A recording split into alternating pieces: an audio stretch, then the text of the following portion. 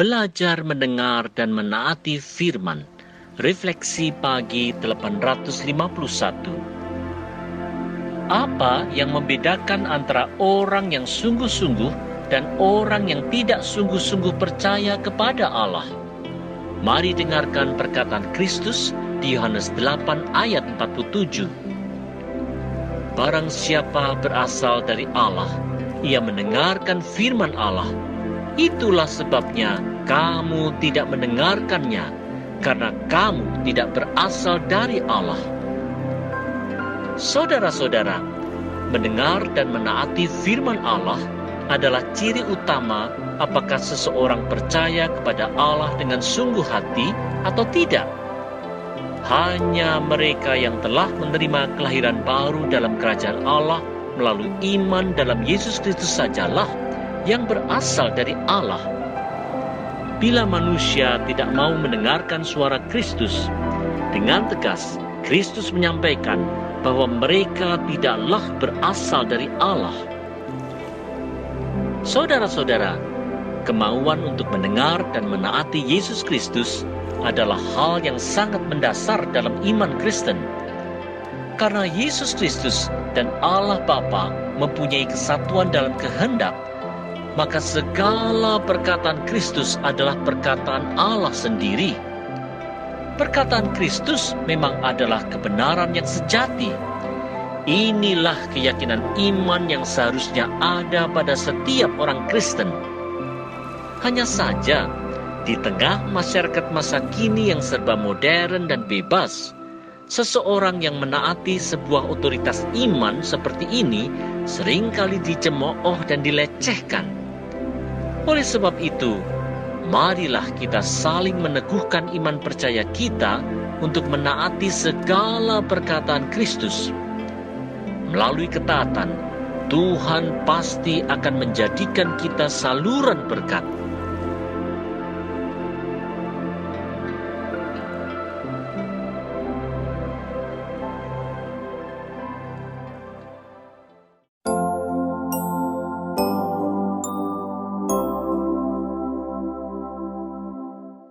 Menyaksikan fakta kebenaran.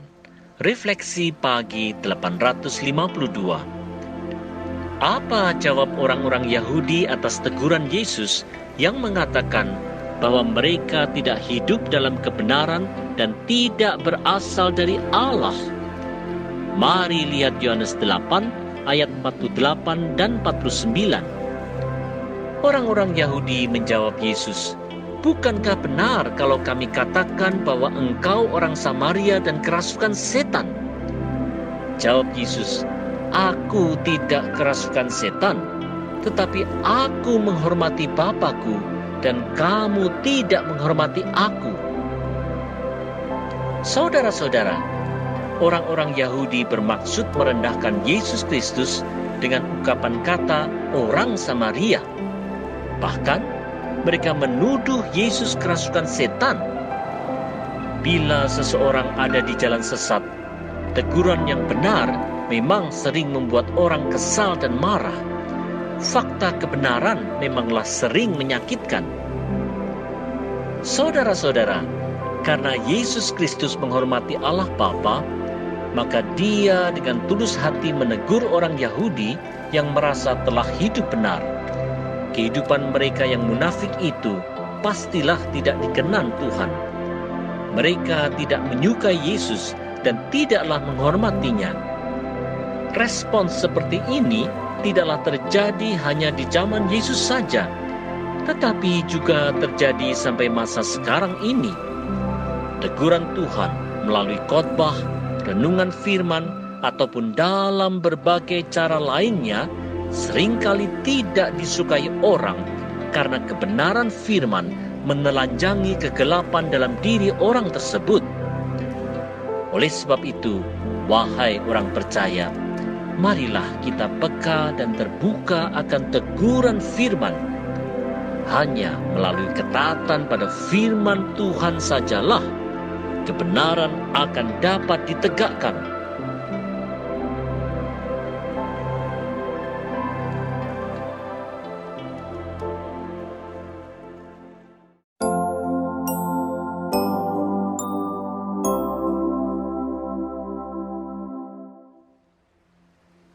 Belajar meneladani Kristus. Refleksi pagi 853. Bagaimana respons Yesus sewaktu orang Yahudi mencoba merendahkan bahkan menghina dirinya? Mari lihat respons Yesus di Yohanes 8 ayat 50 dan 51.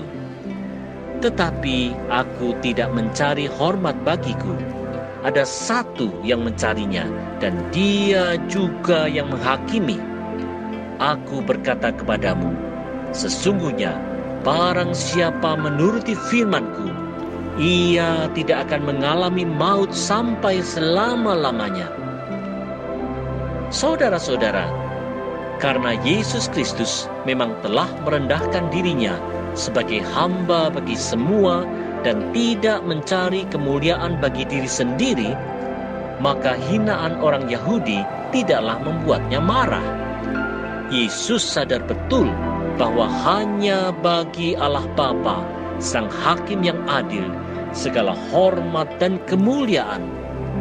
Mendengar dan meneladani Kristus memang jalan untuk terhindar dari maut kekal.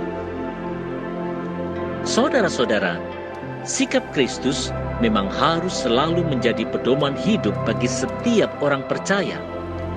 Seperti halnya Yesus yang mau merendahkan dirinya menjadi hamba yang melayani semua, kita pun dipanggil untuk meneladani sikap Kristus ini. Sikap kerendahan hati sewaktu dihina akan menolong kita untuk bersikap benar di hadapan Tuhan.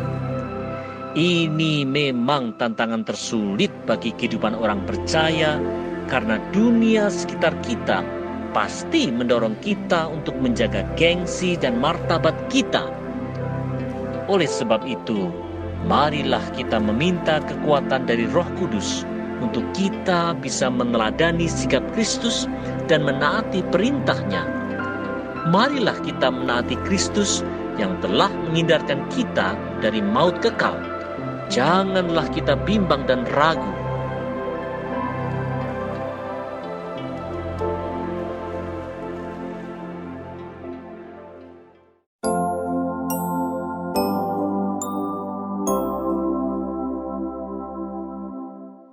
Memahami rencana agung Allah. Refleksi pagi 854. Seperti apakah tanggapan orang Yahudi atas pernyataan Yesus untuk mereka terhindar dari maut kekal? Mari lihat Yohanes 8 ayat 52 dan 53. Kata orang-orang Yahudi kepadanya, "Sekarang kami tahu bahwa engkau kerasukan setan, sebab Abraham telah mati dan demikian juga nabi-nabi. Namun engkau berkata, barang siapa menuruti firman-Ku, ia tidak akan mengalami maut sampai selama-lamanya. Adakah engkau lebih besar daripada bapa kita Abraham yang telah mati? Nabi-nabi pun telah mati. Dengan siapakah engkau samakan dirimu?" Saudara-saudara, dalam kebanggaan mereka terhadap Abraham dan para nabi, orang Yahudi tidak peduli akan rencana agung Allah untuk penyelamatan manusia yang telah direncanakan sejak dulu. Saudara-saudara, setelah manusia jatuh dalam dosa, Allah telah mempunyai rencana agung untuk menebus manusia melalui pengorbanan Yesus Kristus. Untuk melaksanakan rencana itulah Allah memanggil Abraham dari Ur Kasdim untuk menjadi nenek moyang Yesus Kristus. Para nabilah yang diutus Allah untuk menubuatkan Sang Mesias, yaitu Kristus. Kesombongan rohani orang Yahudi justru menghalangi mereka untuk melihat kebenaran Allah ini. Seperti di zaman dulu, di zaman sekarang pun ada saja orang yang dalam fanatisme agama yang salah justru mengabaikan Kristus dan karya penyelamatannya. Oleh sebab itu, marilah kita mawas diri dan belajar memahami berita perjanjian lama dalam terang rencana agung Allah dalam Kristus.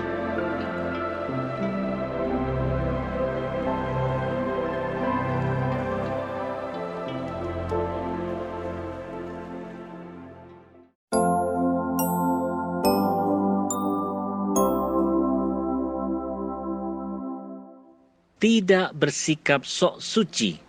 Refleksi pagi 855. Dalam percakapan mereka dengan Yesus, orang Yahudi menganggap rendah Yesus.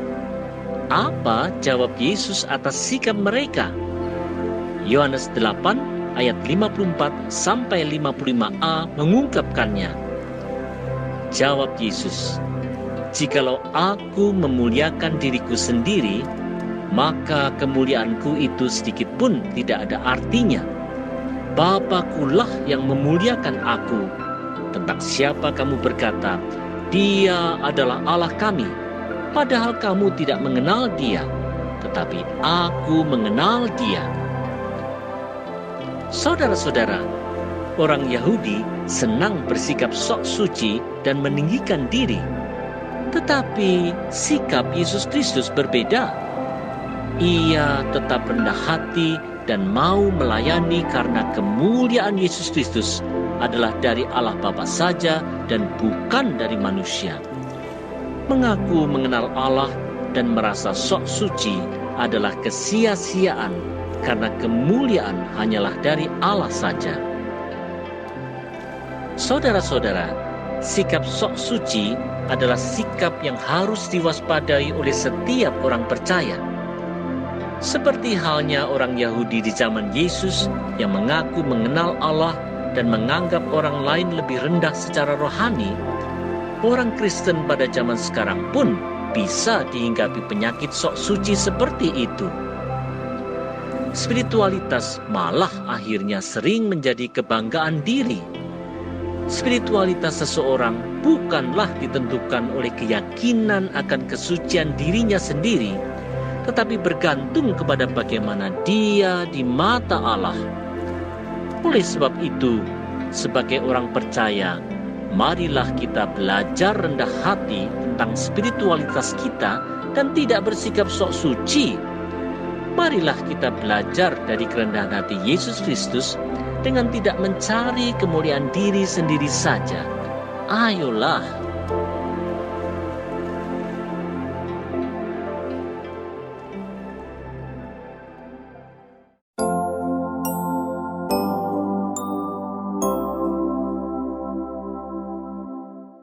Meneladani iman Abraham. Refleksi pagi 856. Apa yang disampaikan Yesus Kristus kepada orang Yahudi yang mengaku mengenal Allah dan membanggakan diri sebagai keturunan Abraham? Mari lihat Yohanes 8 ayat 55b sampai 56.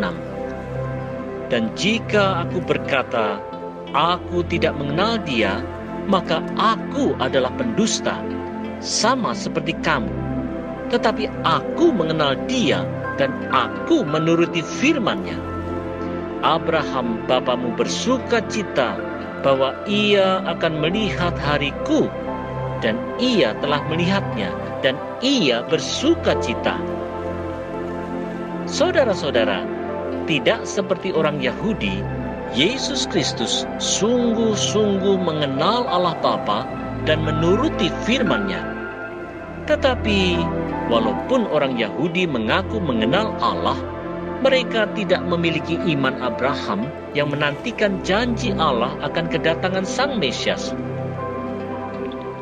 Saudara-saudara, seperti yang dinyatakan di Ibrani 11 ayat 1, bahwa iman adalah dasar dari segala sesuatu yang kita harapkan dan bukti dari segala sesuatu yang tidak kita lihat.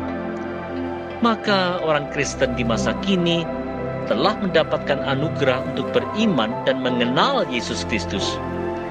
Kita tidaklah seperti Abraham yang masih menantikan kedatangan Kristus. Kalau Abraham secara iman dapat bersuka cita karena Kristus, terlebih lagi kita di masa kini. Kristus sudah datang dan Dia telah berjanji untuk menyertai kita senantiasa. Oleh sebab itu, marilah kita senantiasa bersuka cita dalam iman walaupun banyak tantangan. Marilah kita terus berpegang kepada keyakinan keselamatan kita dalam Kristus. Melaluinya, kita pasti mengenal Allah.